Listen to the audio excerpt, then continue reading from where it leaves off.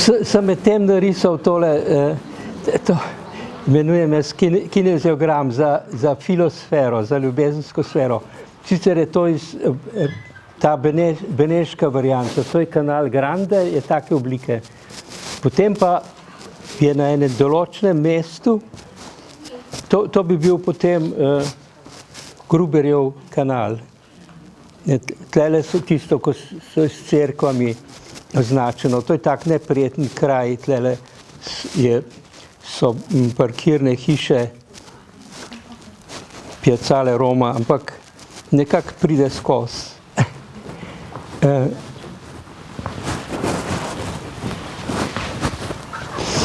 Saj bom o teh znakih potem še nekaj povedal.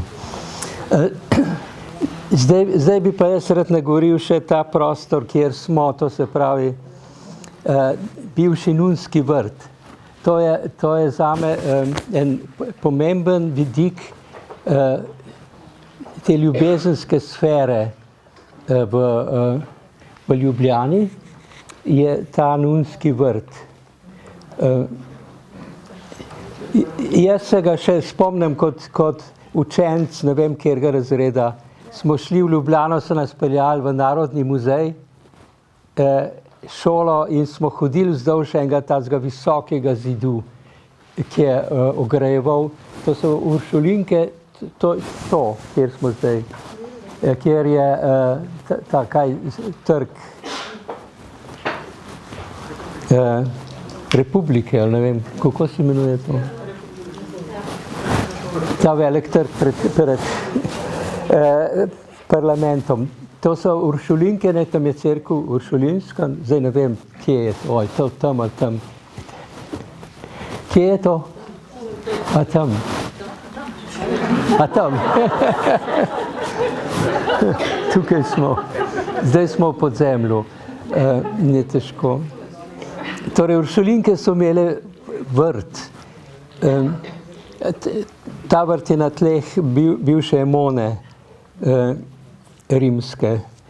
Ampak moja intuicija pravi, da so Uršulinke varovale en košček v Ljubljani, ki je po moje kot nekakšen, v moji imaginaciji je to rajski vrt. Potem pa se je ta rajski vrt razdrl in tukaj je zdaj veleblagovnica, pa banka, pa mi smo tukaj, mislim, Cankarjev dom, in tam je parlament ob robu, ne pa predsedniška palača, pa palača vlade, in tam je samostan, pa šolski muzej. Jaz temu rečem, no, šolski muzej ne, ampak da je to državotvorni okraj Slovenije. Ker tukaj so vse nekakšne institucije, ki krmarijo slovensko državo. In moja intuicija je, da so vse te institucije okrog tega rajskega vrta, da je nekako v usodi Slovenije zapisano, da je dedinja rajskega vrta in da tja gremo.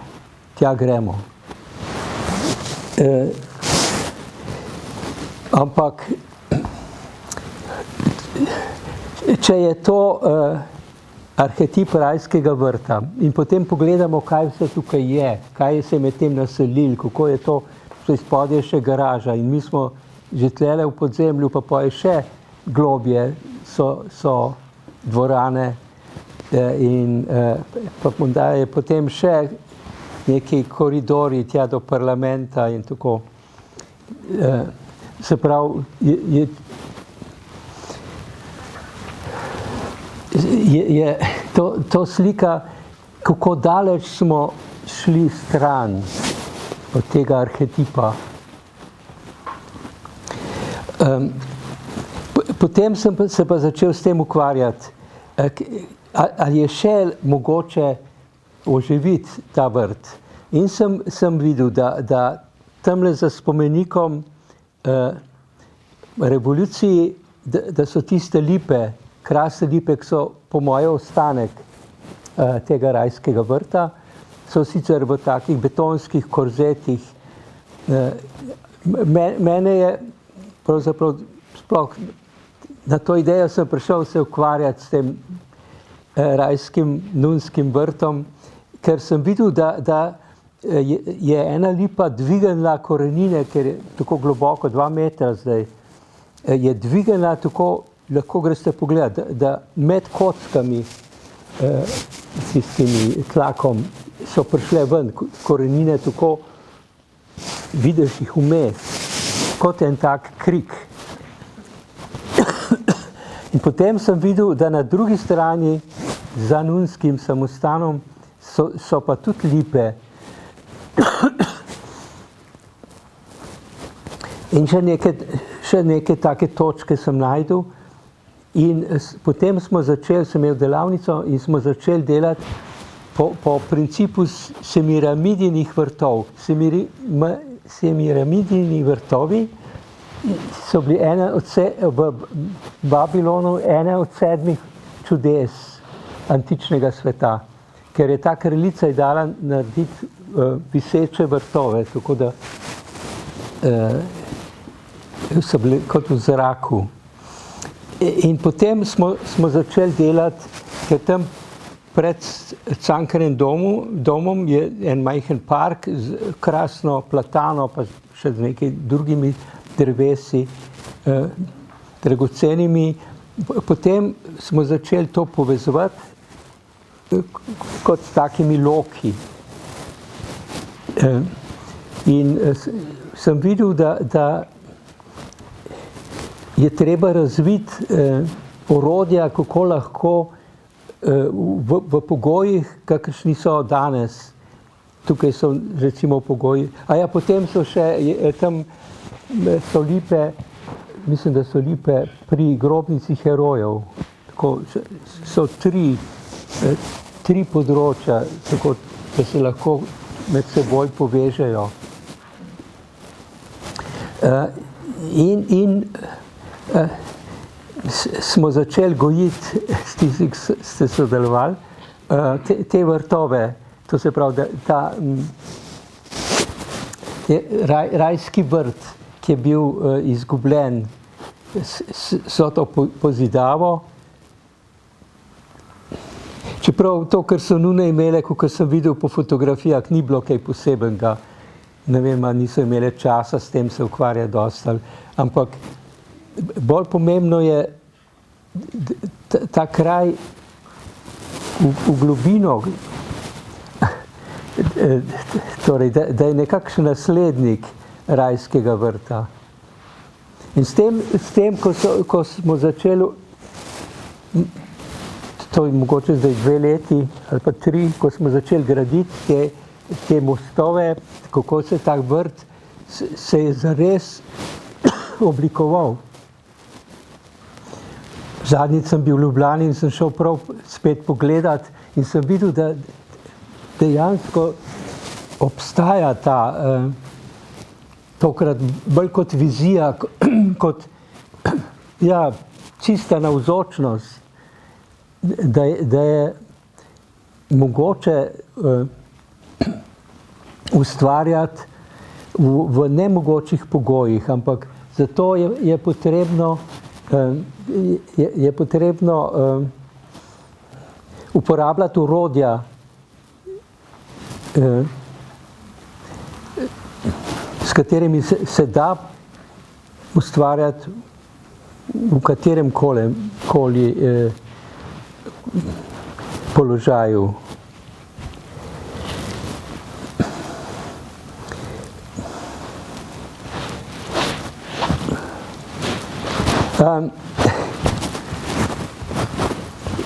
S tem nunskim vrtom sem začel zaradi tega, ker bi rad nekaj stvari. Jaz moram zmerom tudi senčno stran pokazati. Drugače izgleda vse skupaj ena romantika, ampak ni romantika.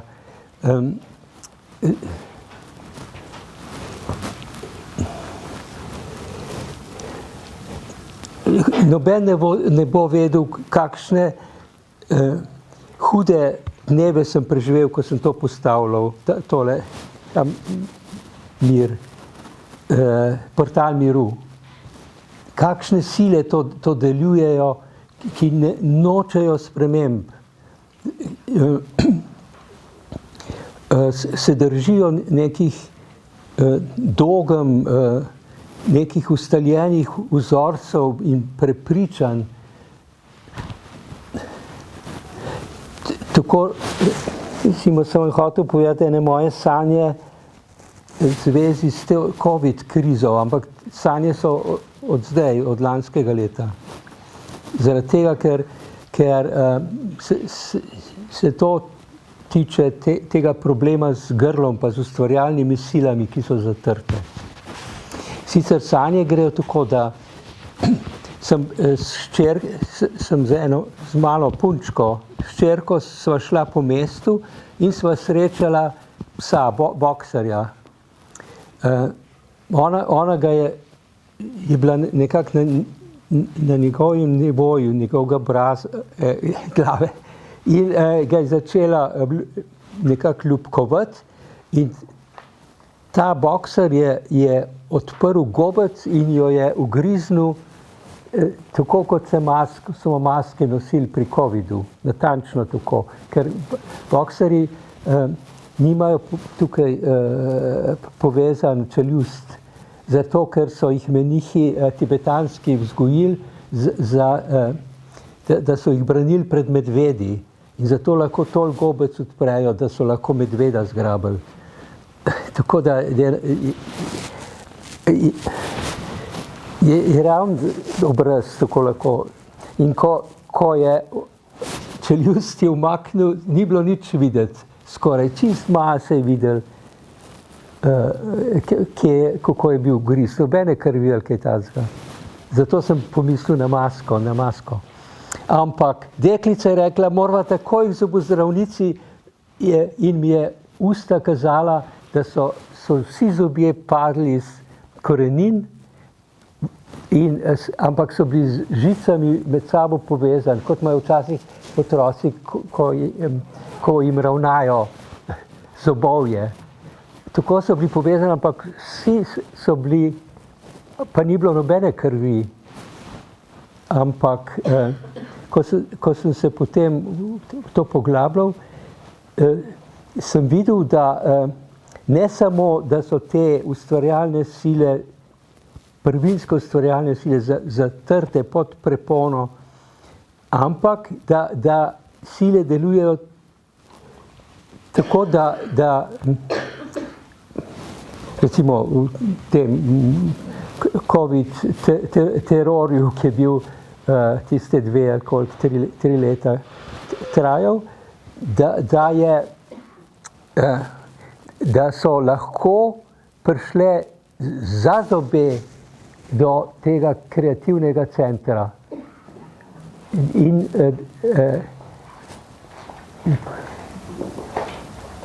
da so lahko prišle do tega kreativnega centra in da to je nekakšna civilizacija, ki živi. Nek spomin se je zbudil v zvezi s tem. To je res huda reč, da smo ljudje tako neprebujeni in da dovoljujemo take nesrečne vdore.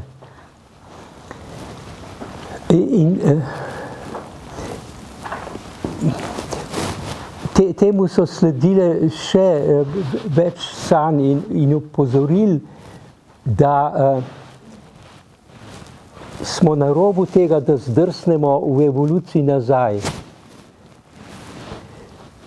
Takrat sem jaz padel po stopnicah iz enega nadstropja v drugega in se mi ni nič zgodilo.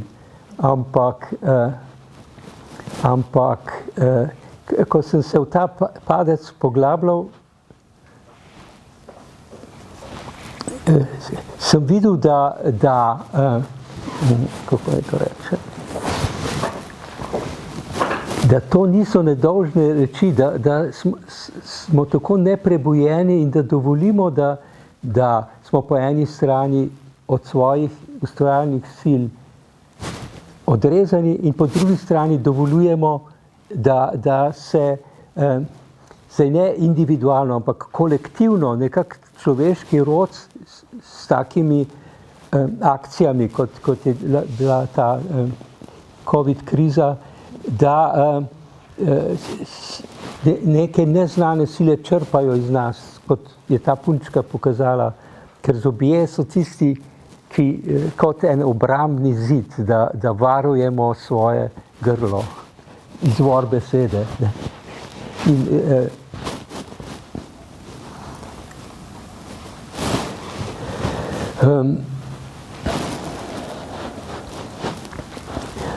morda te sanje, ki so potem sledile, so to tako povedale, ne to nevarnost, da sem bil študent, ali ne vem, sem bil profesor z eno skupino študentov in smo imeli malico, je bila malica in smo rekli, ob enih bomo šli naprej. Jaz sem šel v hišo in sem imel neke upravke in vidim skozi okno, da se oni že zbirajo, torej da ura je že skoraj eno in potem sem rekel, še tole moram nujno narediti in ko pridem nazaj, ni bilo nikogar, mislim, pogledam dol in ni bilo nikogar več.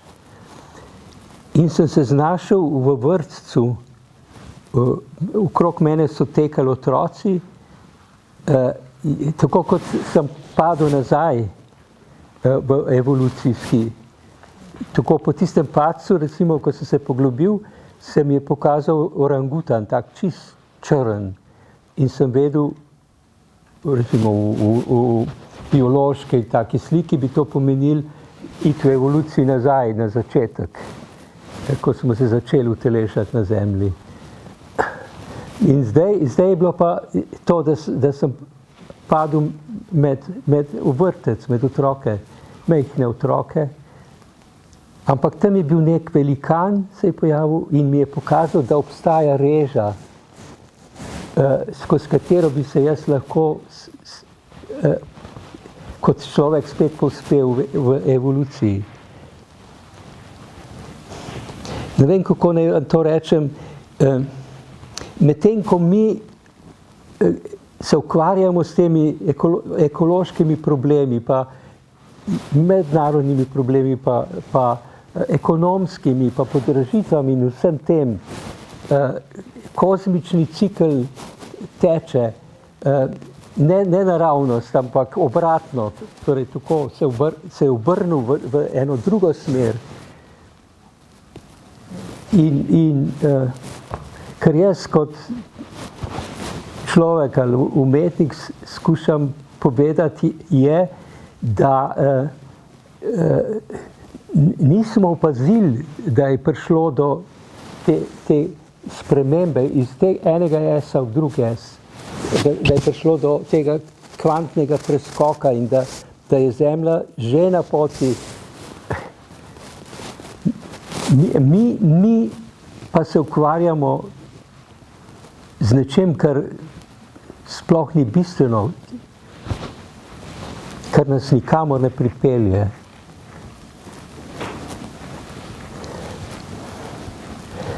Ampak da bi bil praktičen, kako s to situacijo, recimo, je primer to z temi semiramidnimi vrtovi. To se pravi, da je mogoče že v takem položaju, kot smo, s pomočjo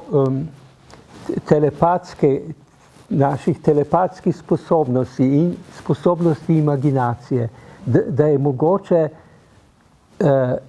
ujeti evolucijo, ta tok, ki nam uhaja, ki nam tako uhaja, da je nevarnost, da pademo nazaj na začetek.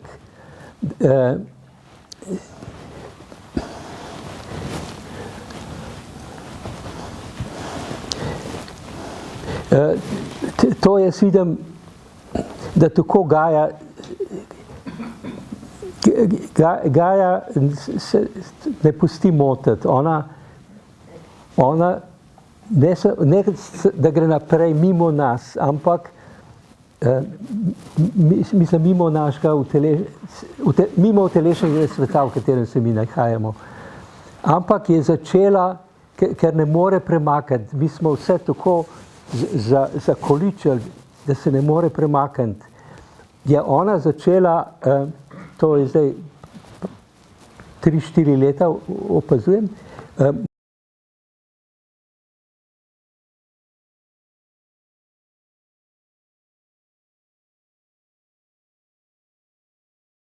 ali pa skupino ljudi, ki je za to pripravljena in tam začne graditi kot model tega, kar v bodočnosti je, kamor gremo v tej novi fazi evolucije. In to na različnih koncih sveta nastajajo taki modeli. Tako sem recimo pri Ljubljani, v zvezi z Ljubljanico pa Gruberjem prekopom okrog Grajskega hriba, je tak primer, da tukaj nastaja ljubezenska sfera, torej nek rajska pokrajina, intimno povezana z Ljubljano, in to poznam recimo v Benetkah, to je iz Benetk, in še kje.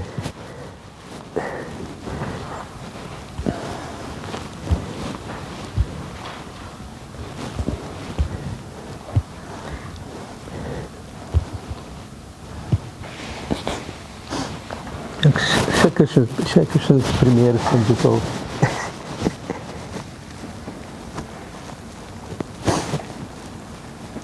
Ja, potem je pa v tem zvezi je pojem holograma v vodi, ker je civilizacija, to, kar se reče antropocen zdaj, vse zasedla materialno zemljo, je ona začela v vodni zemlji realizirati bodočno evolucijo. To jaz imenujem hologram v vodi. Vse, kar je ustvarjeno, je najprej v vodi. Voda je tisti element, ki je tako pretočen in je hkrati že oblika materializacije. Če se tam noter vrže malo prahu od mineralov, dobimo trdne oblike. Ampak preden so te trdne oblike, je začela Gaja ustvarjati, torej svojo hidrosfero oblikovati tako, kot da bi bila svobodna oblikovati ta utelešeni, materializirani svet. Tako da na videz je situacija brezupna, ampak sploh ni. Ker, kako bi rekel, je to nekakšna kreativna igra za vsa bitja, to sem že večkrat pravil tukaj, tudi elementarna bitja je to možnost za razvoj, kar mi počnemo. Da vse povsod blokiramo in delamo težave vsem bitjem, ki vzdržujejo življenje, tako to njim pomaga, da razvijajo neke sposobnosti, ki jih sicer prej niso rabili, nikoli niso rabili, ker je to lepo teklo, da se življenje obnavljalo in preobražalo. In mi smo to zamrznili, ampak ustvarjalci, predvsem to, kar sem prej govoril o titanih, ta bitja, oni, ali pa elementarna bitja, najdejo načine, kako v teh pogojih biti ustvarjalni in na ta način rastejo. In tako, to je tudi šansa za nas. Tako škoda, da človeški rod ne prepozna tega, kakšna priložnost se nam kaže za doživeti in soustvarjati nekaj čudovitega, ko pa mi, tako generalno gledano, še kar spimo.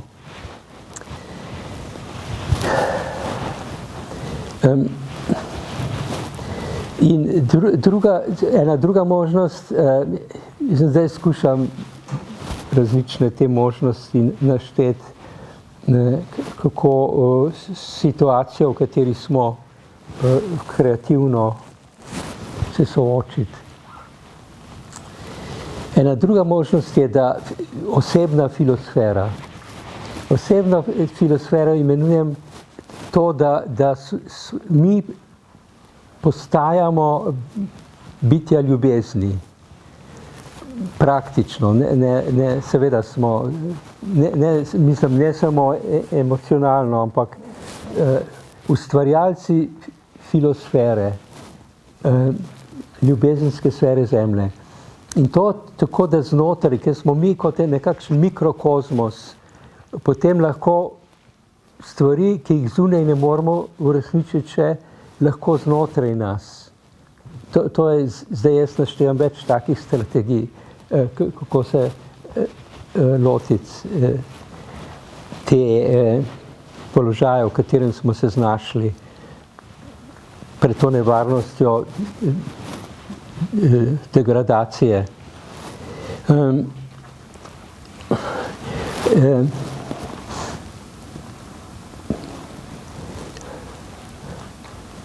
In ta možnost je povezana s temi srčnimi centri, ki sem jih omenjal, pa sem v prejšnji delavnici se jim posvetil. Ta nov srčni sistem, ki se razvija v človeku in je v vodi, zaenkrat kot v hologramu, v vodi kot hologramu, kot informacija že navzoč.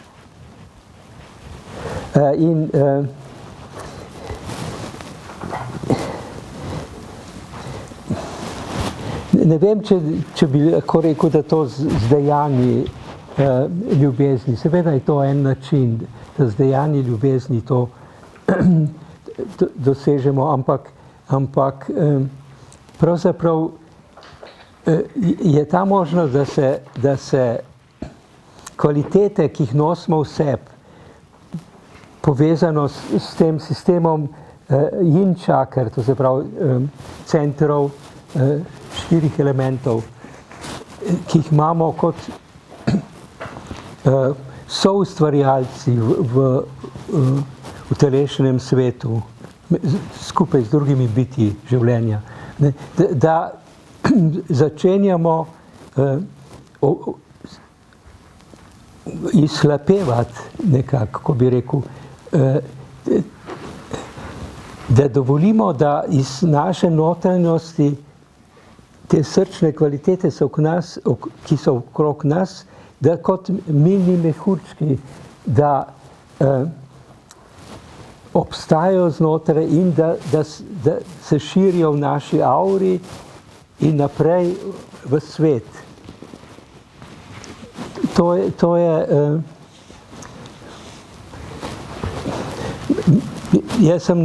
mene na to so me upozorile sanje. Bojo mogoče bolj povedale, kako to gre. Sanje so bile take, da sem se odločil, da bom hodil na eno terapijo, enemu terapeutu, to grupno, skupinsko terapijo. In ta učitelj je bil zelo strog in ni prenesel zamujanja. In ko sem prvič šel, se je ravno to zgodilo, da me je na poti nekdo ustavil in je imel neke papirje in da moram to nujno prebrati pa podpisati. In jaz sem hitro to bral in podpisal, ampak sem zamudil 2 minute recimo. In ko pridem v dvorano, oni že vadijo in sicer kako vadijo. So imeli take okrogle krogle, ampak te krogle so bile oblečene v nekak zelen žamet, tako da so bile mehke. In te krogle so potem polagali na različne dele telesa. Sem videl, da polagajo na različne dele telesa, tako ritmično. Ne vem, če se boste iz tega lahko dobili eno metodo, kako razviti svojo ljubezensko sfero. Ampak, ko jaz stopim noter, me strogo pogleda učitelj, sem vedel, da je bilo hudo. Ampak hujše je bilo to, da moja krogla, ki me je čakala tako na polici, ni bila okrogla, ampak je bila kvadratna. In takrat sem se zavedel, ko sem se zbudil, da moram najprej v sebi počistiti lastno hišo, da bi lahko s temi žongliral s temi sferami ljubezenskimi.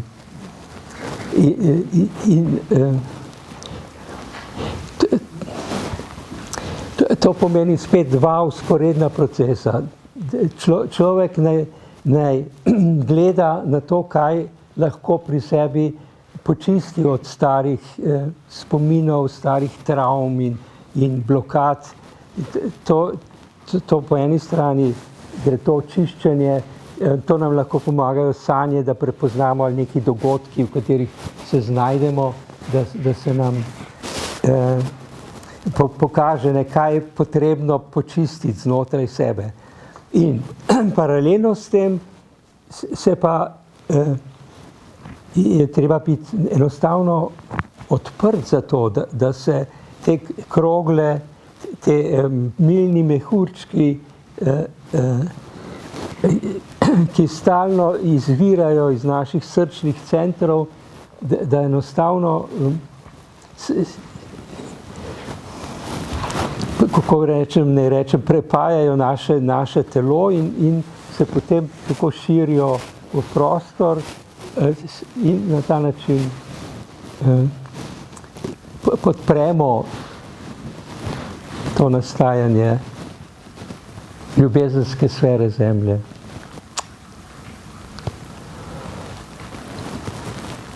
Potem sem pa vzporedno še eno metodo odkril in to so teli znaki. To so pravzaprav kot hieroglifi. Ali pa glifi rečemo, hieroglifi. Hieroglifi, to so znamenja, ki jih jaz se ne morem izmisliti, ampak v različnih situacijah, ko delam z nekim prostorom, se mi pokažejo. To sem recimo razložil, da je Canal Grande, to je filosfera Benet, Canal Grande, in tisto, ko se obrne, tako kot Gruberjev kanal pa Ljubljanica, je to obratno Canalu Grande. To je označeno s cerkvami in samostani. Tle pa s palačami, pa tudi cerkvami vzdolž Canala Grande. Tako, se pravi, to je neki jezik, nek prastar jezik kot hieroglifi, kjer ni črka kot naše črke, ampak je v vsakem znaku vpisan več plasti. Jaz zdaj objavljam te znake zato, da bi lahko človek, kdor želi, to uporabljal. Recimo, to potem jaz pišem v etru. Recimo, ta znak je tako. Zmeraj pika, pika, tako, pika. Gre potem v drugo smer. Se morda poznate moje gaje, vaje dotika gaje, ki so ravno tako telesne vaje. sem na tej delavnici velikokrat kazal ali pa smo jih delali.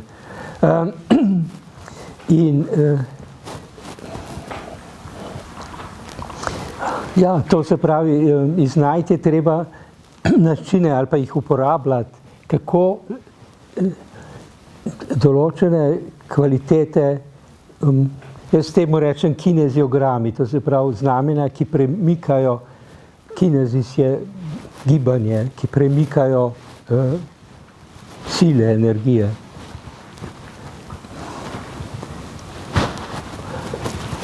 Tako.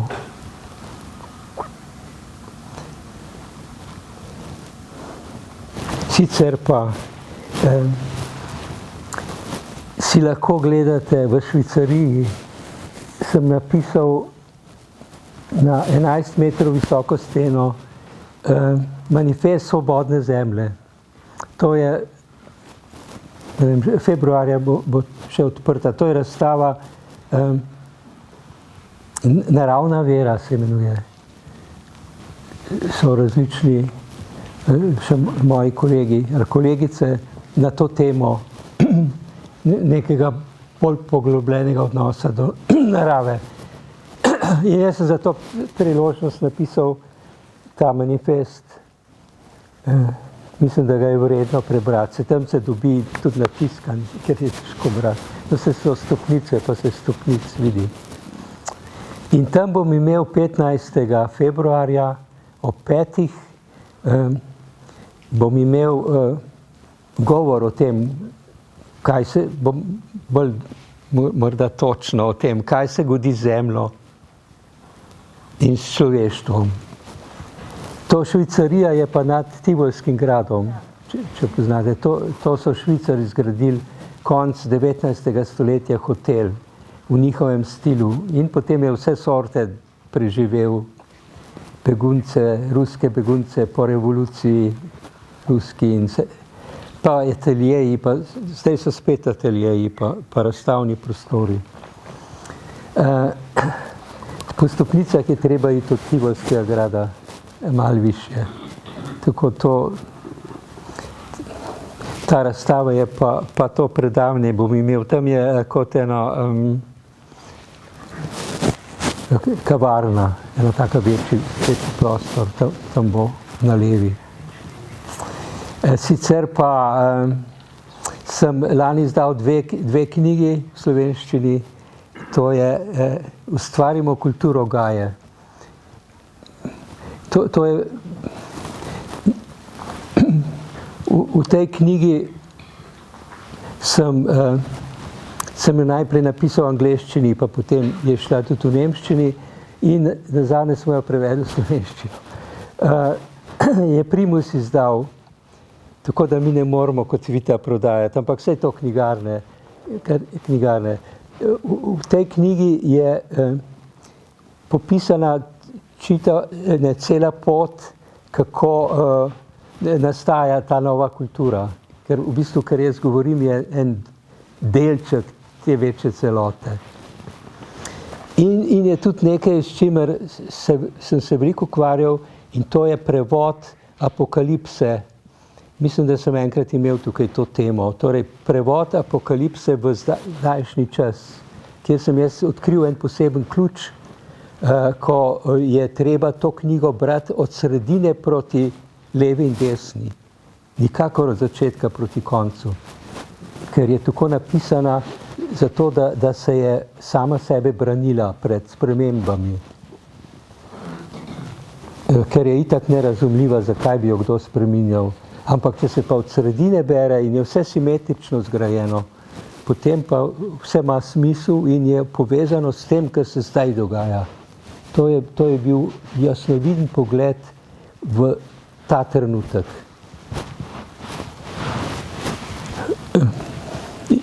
Kjer je natančno opisan, kakšna bo zemlja, proti kateri gremo in kakšen je človek, ki se v tem procesu preobraža.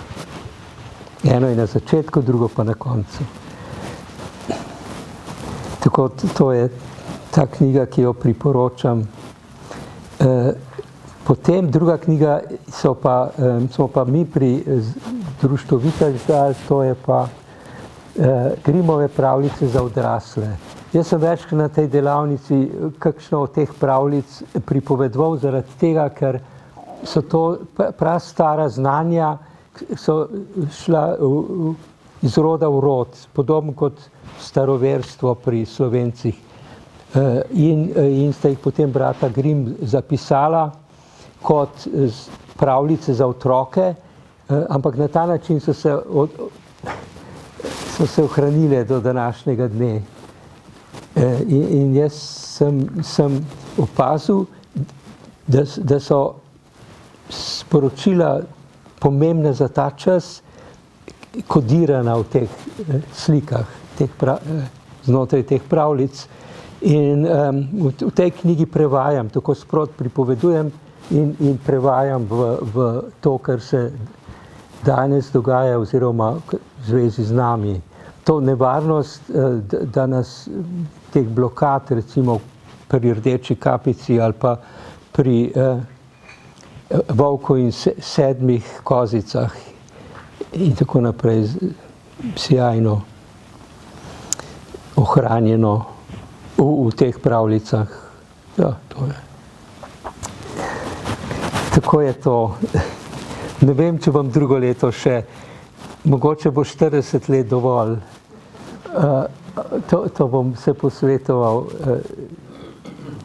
s Cankarjevim domom, če bi šli do 50 rajši. To bi bila taka sjajna številka. Ne vem, če bi... Zame je to izredno dragocena priložnost, možnost, da lahko o tem ob vaši pomoči, ker če bi sam tukaj stal, ne bi vedel, kaj povedati. A jaz imam listke, ampak ob vaši pomoči, da jaz te stvari pripovedujem zaradi tega, da dajem elementarnim bitjem in angelskim bitjem in zmajem in kaj se jim komu upanje. To je zelo pomembno, da oni v teh 40 letih sem ustvaril tukaj nekakšen prostor, tako da oni lahko poslušajo in rečejo, ljudje so se spremenili, ljudje so si pripravljeni odpreti, ljudje so pripravljeni sodelovati z nami. In z Gajo in z vsemi mojstri modrosti. Se mi zdi, da ja. Jaz sem Anci Košir takrat, to je bilo leta 82, ko sem leta 80 sem prvič imel sanje zelo kompleksne o tem, da se pripravlja bistvena sprememba zemljo in ljudje, če ne bomo sodelovali, bomo izpadli iz evolucije zemlje. In potem sem imel en mesec skozi sanje, vsako noč, da bi mi to razložile. In sem Anci Košir to pripovedoval in me je za roko prijela in me je peljala ko je bil direktorju bivšem Hrotovniku. A nista imela vojaško vzgojo skupaj vidva? On je bil na tiste politični šoli, jaz sem bil pa na akademiji. Skupaj smo imeli pa vojaško vzgojo. Vidva se vendar spozna, da tle ima Marko nekaj zapovedati. Daj mu možnost. No in tako smo z Bojanom, kje je Bojan? A to je Bojan Brecelj. On je plakat naredil, poster, da smo ga po Ljubljani dali za 83. leta za prvo delavnico. Kot delavnica v prostoru. Tako se je to začelo.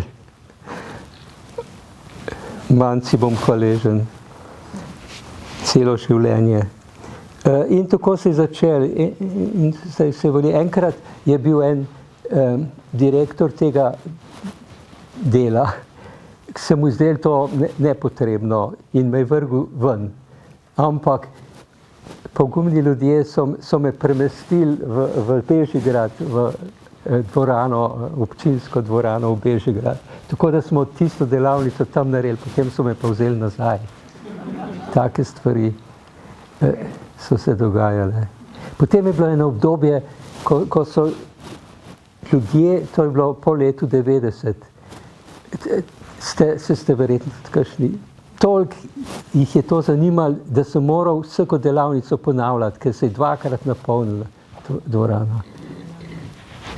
To je bilo, pa niso pustili, da bi sedeli na stopnicah varnostniki. Ljudje so prosili, da bi kakšni. Tako se to vali teh 40 let. Ja, hvala, da ste prišli. Toliko jaz imam na zalogi. Hvala. Hvala vam. Hvala. Hvala.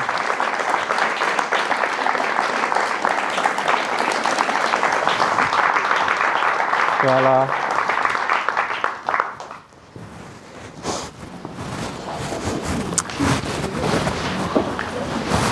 Do 10 moramo biti zunaj. Drugače bojo dekleta morala dalj služiti.